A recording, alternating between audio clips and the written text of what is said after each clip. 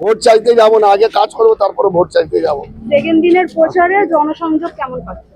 আমি জনসংযোগ করার আগে যে আমাদের বালি মানে সবথেকে মেন সমস্যাটা হচ্ছে সেটা হচ্ছে জঞ্জাল মুক্ত বালি করতে হবে।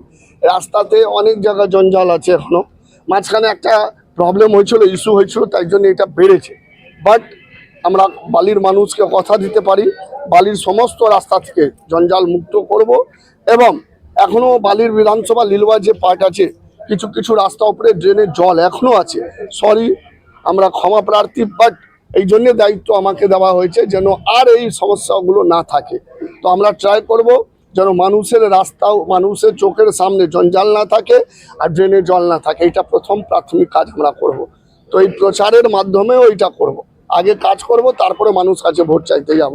ঠিক আছে, চল। ইরিগেশন ডিপার্টমেন্টকে বলবে ভাই বাঁধটা আমরা করতে দেবো না, সমস্ত মানুষকে নিয়ে যে বন্ধ করিয়ে দাও। যদি বাঁধটা কারণ হয় যেটা বলছে শুনি না, তো দুটো বাঁধ ঢেকে দাও ভাই, যাও মানুষ, তোমারও জল থাকবে না, আমাদের জল থাকবে না, তো ওই রকম কাজই হবে না।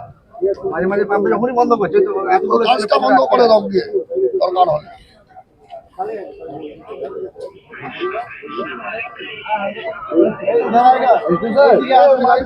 নমস্কার।